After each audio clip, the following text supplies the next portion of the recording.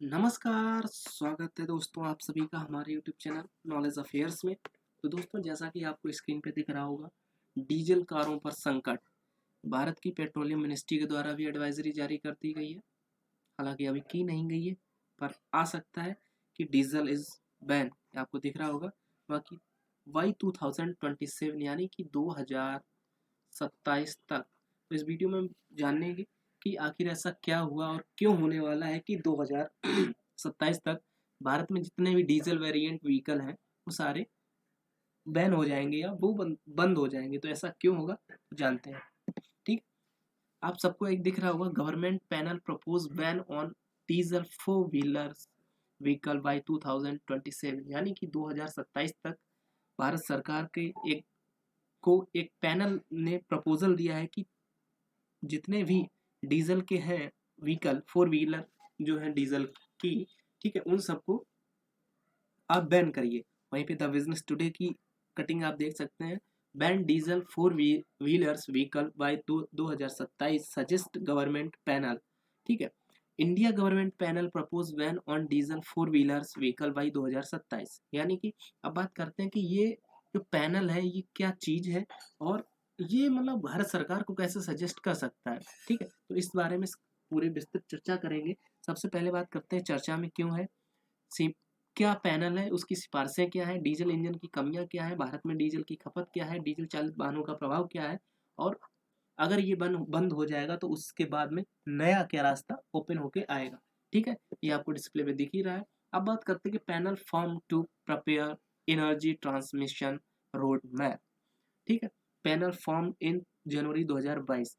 ध्यान रखिएगा, वर्तमान में क्या चल रही है हमारी, मई मई 2023। और इस पैनल का गठन जो हुआ था वो 2022 में हुआ था। उस पैनल ने बोला है the ministry of petroleum and natural gas MOPNG has set up energy transmission advisory committee. इस पैनल का जो नाम था वो ये था, energy transmission advisory committee, headed by the former petroleum secretary Tarun Kapoor. ध्यान रखिएगा, यदि आप कॉम्पिटेटिव एग्जाम की तैयारी कर रहे हैं तो ये नाम ध्यान रहना चाहिए आपको। तरुण कपूर इनका नाम है, जिनकी अध्यक्षता में इस समिति का गठन हुआ है। और who resigned from the office to draft the strategy. ध्यान रखिएगा, ये जो तरुण कपूर की अध्यक्षता में एक पैनल का निर्माण हुआ था, ये जो तरुण कपूर है ये पहले पेट्रोलियम जो मंत्रालय है यानी कि जो भारत का पेट्रोलियम मंत्रालय है उसमें सेक्रेटरी यानी कि ये सचिव हुआ करते थे। देखिए, आज बात करते हैं, यहाँ पे हम बताते हैं, जैसे कि सपोज आपने ध्यान दे दिया होगा या नहीं दिया तो मैं बताता हूँ आपको। मोदी जी है, या मोदी जी को छोड़ दिए आप, कोई लोकल मिनिस्टर पकड़ लीजिए आप, जैसे कि सिंधिया साहब है। ठीक है, सिंधिया साहब अभी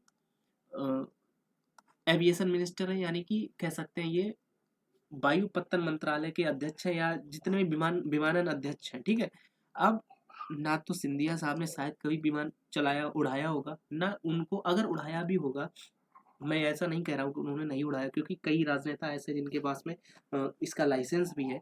ठीक है, लेकिन फिर भी इसके बारे में ना इनको पूरी जानकारी तो नहीं होगी। तो और ना सिंधिया साहब ने कोई मतलब कि एक तरीके से ऐसी कोई पढ़ाई की होगी जिसकी उनको विमान के बारे में सारा कुछ नॉलेज हो। ठीक है, दूसरी बात, आज सिंधिया साहब विमान से रिलेटेड जो भी मंत्रालय है उसके कह सकते हैं कि मंत्री है। कल को सिंधिया साहब को यदि सपोज हम कहते हैं जल शक्ति मंत्रालय दे दिया जाता है, ठीक है, जो वर्तमान में शायद गजेंद्र सिंह शेखावत जी के पास में है, तो जल शक्ति मंत्रालय दे दिया जाए तो अब यहाँ पे अगर इनके पास में नॉलेज हुई भी, तो अगर जल शक्ति मंत्रालय इनके पास में आ गया तो यहाँ की नॉलेज नहीं होगी। तो ऐसे में जितने भी ये जो जाते हैं ना IAS या प्रमोशन लेके IPS, कुल मिला के UPSC या स्टेट PCS, ठीक है, ये जितने भी लोग होते हैं इनको ही प्रमोट करने के बाद में चाहे वो राज्य सरकार हो या फिर केंद्र सरकार हो, उनमें हर नेता का एक सचिव बनाया जाता है। जितने भी मंत्री होते हैं उन सभी का एक सेक्रेटरी बनाया जाता है, जो कि इन नेताओं को चाहे वो इस मंत्रालय में हो या फिर इस मंत्रालय में हो, इनको ये जो सचिव होते हैं यहाँ से ही जाते हैं और यही सचिव लोग पूरा ड्राफ्ट तैयार करते हैं। क्यों? क्योंकि देखिए, कोई भी सपोज अभी कोई राजनेता है, वो जीत गया है तो उसकी जो सरकार है 5 साल तक ही रहेगी। आने वाले समय में पता नहीं वो जीते या ना जीते, अगर जीत भी गए तो हो सकता है उसको वो मंत्रालय मिले ना मिले, लेकिन जो एक आईएएस लेवल का अधिकारी है वो अभी भी इस कह सकते हैं कि इस मंत्रालय का सचिव है, और आने वाले 20 साल बाद भी वो इस मंत्रालय का ही सचिव रहेगा अगर उसका ट्रांसफर नहीं होता है तो। हालांकि इतनी जल्दी इनका ट्रांसफर होता नहीं, बट फिर भी रहेगा तो इसी मंत्रालय में। अब उसको यहाँ से पहले की भी पूरी रणनीति पता है, यहाँ के आगे भी पूरी पूरी रणनीति पता है, तो यहाँ पे जो भी नया मंत्री आएगा उसको ये आईएएस जो है, ये सचिव जो है, वो इसको एडवाइस करेगा। तो इन सचिवों का ही काम होता है कि किस तरीके से एडवाइस करना है, किनको एडवाइस करना है, अपने जो भी इनके मंत्री हैं उनको क्या बताना है, कि उनको क्या बोलना है। आपने आपने सुना होगा अनुराग ठाकुर जी खेल मंत्रालय उनके पास में है। तो अनुराग ठाकुर के अंडर में जितने भी सचिव हैं उनको पिछले लगभग 50 सालों का पूरी डिटेल पूरी पता होगी, क्योंकि वो यूपीएससी दे के गए, और उनके द्वारा ही बनाई हुई स्ट्रेटेजी को अनुराग ठाकुर जी कल को अगर मीडिया के सामने रूबरू होते हैं तो वो वही बोलते हैं जो कि इस सचिव ने इनको बोला है कि आप इस बात पे ये बात बोल सकते हैं। ठीक है, तो ये जो सचिव होते हैं, यही जो यहाँ पे ये तरुण जी हैं, तरुण कपूर जी, ये सचिव ही थे, और उन्होंने वहां से रिजाइन कर दिया। मतलब ये फॉर्मर पेट्रोलियम सेक्रेटरी थे, यानी जो हमारी पेट्रोलियम मिनिस्ट्री है उसके सचिव थे, और वहां से उन्होंने रिजाइन कर दिया था। और उसके बाद में उनको ये बनाया गया है इस पैनल का अध्यक्ष, उनकी अध्यक्षता में इस पैनल का गठन हुआ कि आप पता लगाइए कि क्या स्ट्रेटजी है और क्या करना चाहिए। तो उन्होंने ही ये जांच रिपोर्ट सौंपी है कि 2027 तक आप जितने भी जो डीजल वेरिएंट के जितने भी फोर व्हीलर व्हीकल हैं उन सबको आप 2027 तक पूर्णतः बैन कर दीजिए। तभी आने वाले समय में हम मतलब कह सकते हैं जो भारत ने लक्ष्य रखा है 2070 तक का, मतलब नेट जीरो इनिशिएटिव का, कार्बन का, मतलब कि हम कार्बन उत्सर्जन में बिल्कुल जीरो हो जाएंगे, तभी हम ये पूरा कर सकते हैं। ये इनके द्वारा एक तरीके से कह सकते हैं कि एडवाइजरी, या कह सकते हैं कि इस पैनल ने एक अपनी रिपोर्ट दी है। अब इस पैनल की रिपोर्ट को मानना भारत सरकार के पक्ष में, भारत सरकार इस पैनल की रिपोर्ट को मानती है या नहीं मानती, ये देखने वाली बात होगी। ठीक है, कि भारत सरकार इस पे कितना अमल करती है कितना नहीं। हालांकि देखिए आने वाले समय में भारत सरकार ये बात मानेगी पूर्णतः, ये तो सभी को पता है। ठीक है, लेकिन वर्तमान में भारत सरकार ने ये बोला है, आप यहाँ पे देख सकते हैं कि government yet to accept report that call for ban on diesel vehicle in certain cities. मतलब इन्होंने ये बोला है कि हम पूर्णतः पूरे हिंदुस्तान में तो नहीं, लेकिन फिर भी कुछ सिटी है ऐसी जिनको सेलेक्ट किया जाएगा, और उन सिटी में मतलब जो डीजल वेरिएंट के जो व्हीकल हैं उनको बैन करने पे भारत सरकार विचार कर सकती है। वही ministry of petroleum and natural gas की तरफ से ये ट्वीट किया गया, आप देख सकते हैं मई 9, यानी कल का ये ट्वीट है। Report of the energy transmission advisory committee has been received by the, ये जो इनकी कमेटी है इन्होंने ये बोला है कि कमेटी के द्वारा हमको रिपोर्ट दी गई। The government of India is yet to accept report, मतलब गवर्नमेंट ऑफ इंडिया ने अभी इस रिपोर्ट को एक्सेप्ट किया है। ठीक है, India is a committee to net zero by 2070, यानी कि 2070 तक भारत ने नेट जीरो कार्बन उत्सर्जन का लक्ष्य रखा है। ठीक है, और कार्बन उत्सर्जन में भारत 5वें नंबर पे आता है, सबसे टॉप पे यूएसए है, और उसके बाद में चाइना है, और भारत का जो नंबर है वो शायद 5th नंबर पे इंडिया अभी कार्बन उत्सर्जन में आता है। लेकिन भारत ने लक्ष्य रखा है कि हम 2027 तक कार्बन उत्सर्जन में बिल्कुल जीरो हो जाएंगे, और उसी टारगेट को अचीव करने के लिए इस कमेटी का गठन किया गया था कि आप पता लगाइए कि भारत नेट जीरो 2070 तक कैसे आ सकता है, क्या क्या स्ट्रेटेजी होनी चाहिए। उसी संदर्भ में इनकी ये रिपोर्ट आई है और इन्होंने बोला है। और हालांकि ministry of petroleum and natural gas ने ये बोला कि अभी इस पे नो डिसीजन, ये आपको तीसरे वाले ट्वीट में दिख रहा होगा, no decision has yet been taken on this recommendation, यानी कि इस कमेटी की जो रिकमेंडेशन है या जो विचार है, इन्होंने सिर्फ अभी अपनी बात रखी है, इस पे अभी भारत सरकार के द्वारा अभी कोई डिसीजन नहीं लिया गया। लेकिन वही बात है कि आने वाले समय में डिसीजन तो लेना ही पड़ेगा अगर टारगेट को अचीव करना है। तो भारत में 2027 के बाद डीजल कारों को बैन किया जा सकता है, ऐसा इस कमेटी के की जो रिपोर्ट है वो बाहर आने के बाद में पता चला है। ऑयल मिनिस्ट्री की कमेटी ने केंद्र सरकार को एक प्रस्ताव भेजा है। इस प्रस्ताव में 2027 तक डीजल से चलने वाले 4 व्हीलर्स पर प्रतिबंध लगाने की सिफारिश की है। ठीक है, इसी पॉइंट की वजह से सारा रोड़ा खड़ा हुआ है। देश में कार्बन एमिशन को कम करने और ग्रीन एनर्जी को बढ़ावा देने के लिए सरकार ने पूर्व पेट्रोलियम सचिव तरुण कपूर की अध्यक्षता में एनर्जी ट्रांसमिशन एडवाइजरी कमेटी गठित की थी। ध्यान रखिएगा, यदि आप स्टेट पीसीएस लेवल की तैयारी कर रहे हैं तो आपके लिए इस कमेटी का नाम ध्यान रखना चाहिए आपको। एनर्जी ट्रांसमिशन एडवाइजरी कमेटी गठित की थी। कमेटी में सरकारी तेल कंपनियों और ऑयल मिनिस्ट्री के अधिकारियों को शामिल किया गया था। जब तरुण कपूर प्रधानमंत्री के सलाहकार बनाए गए तो ONGC oil and natural gas corporation के पूर्व चेयरमैन सुभाष कुमार को कमेटी का अध्यक्ष बनाया गया। ठीक है, कुमार की अध्यक्षता में ही कमेटी ने रिपोर्ट तैयार कर सोमवार 8 मई को ऑयल मिनिस्ट्री को सौंपी। मंत्रालय की वेबसाइट पर पोस्ट की गई रिपोर्ट में कहा गया है, जिन शहरों की जनसंख्या 10 लाख से ज्यादा है वहाँ इलेक्ट्रिक और गैस फ्यूल से चलने वाले व्हीलर्स को बढ़ावा दिया जाना चाहिए। ऐसा मतलब कि पेट्रोलियम मिनिस्ट्री के द्वारा कह दिया गया। डीजल कार बनाने वाली कंपनियों को इससे काफ़ी एक तरीके से झटका लगने वाला है। क्यों लगने वाला है जानेंगे। इस प्रपोजल पर सरकार अपनी मोहर लगाती है तो डीजल से चलने वाले सभी 4 व्हीलर गाड़ियां बैन हो जाएंगी। इससे डीजल कार बनाने वाली कंपनियों को झटका लगेगा, क्योंकि 1 अप्रैल 2023 से नए real driving mission RDE VS6 phase 2 नियम लागू होने के बाद कंपनियों को डीजल कारों का रिकंटिन्यू करना पड़ा था। इससे पहले भी 1 अप्रैल 2023 को नए नियम लागू हुए थे, जिसके बाद में ये डीजल वाली जो व्हीकल है इनको कंटिन्यू हो पाए थे। ठीक है, और प्रपोजल पास होने पे टाटा सफारी, जैसा कि आपको लोगों में दिख रहा था, टाटा हैरियर वर्तमान में काफ़ी ज़्यादा चर्चा में है, Tata Altroz, Tata Nexon, Mahindra XUV 300, Mahindra Bolero new, Mahindra Bolero जैसी कई बेहतरीन गाड़ी के जो डीजल वेरिएंट है वो बंद हो जाएगी। ध्यान रखिए, इसमें जो मोस्टली जो व्हीकल है वो हमारे मेड इन इंडिया के ही हैं, चाहे आप यहाँ पे टाटा का देख लें ब्रांड या फिर महिंद्रा का। ठीक है, दोनों इंडियन ब्रांड नहीं है और दोनों की जो डीजल वेरिएंट है ये आने बंद हो जाएगी। ठीक है, अब बात करते हैं VS6 फेज सेकंड की जो कमेटी आई थी उसके तहत क्या था। हालांकि इतना इम्पोर्टेंट वो नहीं है, बाकी 1 अप्रैल 2023 से नए नियम लागू हुए थे। ठीक है, जो आपको दिख रहा होगा, और उसी के आधार पर ये रिन्यू होने के बाद में दोबारा से स्टार्ट हुई थी, क्योंकि आपने अगर थोड़ी देर पहले भी पढ़ा हो तो डीजल वेरिएंट बंद करने की एक अफवाह उड़ी थी। ठीक है, अगले 10 साल में 75% सिटी बसें इलेक्ट्रिक होंगी।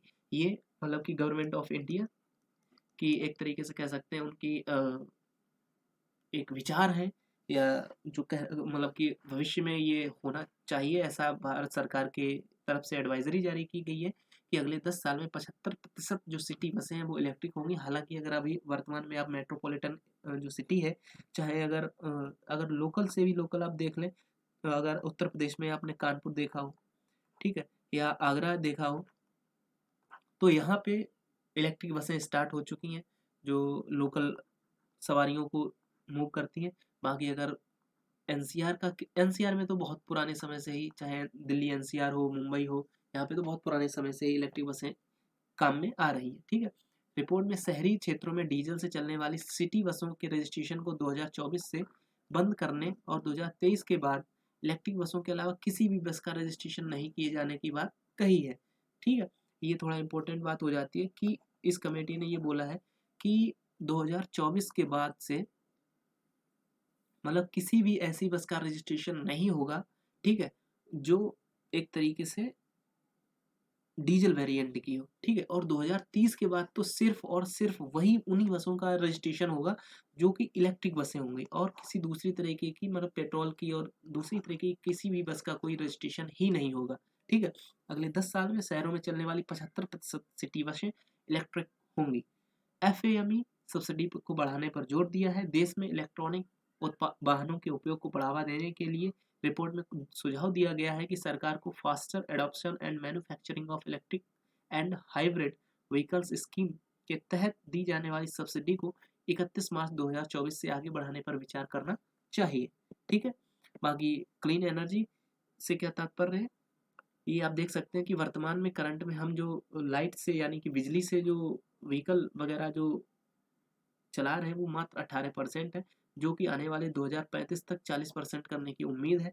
15 सालों में the share of railway should rise up to 50%, यानी कि आने वाले 15 सालों में इनका जो रेलवे अभी वर्तमान में लगभग 23% नेशनल जो सामान है इधर से उधर जो रेलवे कर रही है उसको 50% तक करने का एक तरीके से इन्होंने उद्देश्य रखा है। और from 2014 new registration city delivery vehicle to be only electric, ये मैंने आपको पहले ही बता चुका हूँ कि 2024 से सिर्फ और सिर्फ जो मेट्रोपॉलिटन एरिया है या जो बड़ी बड़ी शहर है, महानगर है, उनमें सिर्फ इलेक्ट्रिक जो व्हीकल है उनकी ही उनका ही रजिस्ट्रेशन होगा। ठीक है, और बाकी ये तो मैं आपको बता ही चुका हूँ।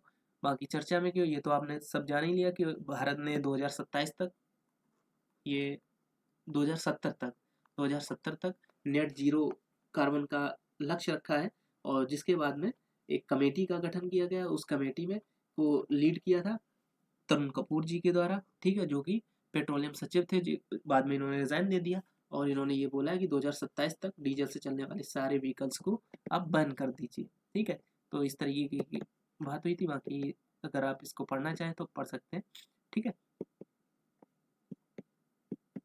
यही कुछ था जिससे मतलब झटका तो लगेगा ही, क्योंकि अब हमारी जो आदत पड़ी है बहुत पुराने समय से। ठीक है, देश की कारों की देश की सबसे बड़ी निर्माता कंपनी सुजुकी ने 1 अप्रैल 2020 से ही डीजल की कारों का उत्पादन बंद कर दिया था। ठीक है, और कई कंपनियां हैं जो जिन्होंने डीजल कार मैन्युफैक्चरिंग ही बंद कर रखी थी।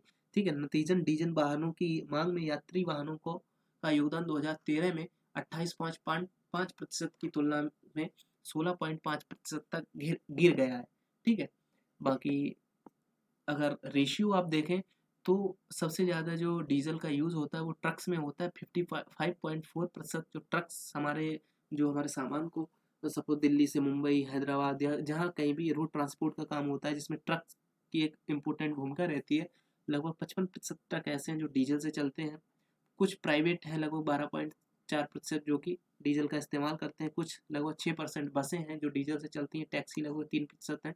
और रेल भी लगभग आपका 2% तक डीजल का इस्तेमाल करता है। तो ट्रांसपोर्ट में लगभग कुल मिला के जो डीजल का जो खपत है 2021 के अनुसार ट्रांसपोर्ट में लगभग लगभग 78 से 80% तक इसकी जो खपत डीजल की ट्रांसपोर्ट में है।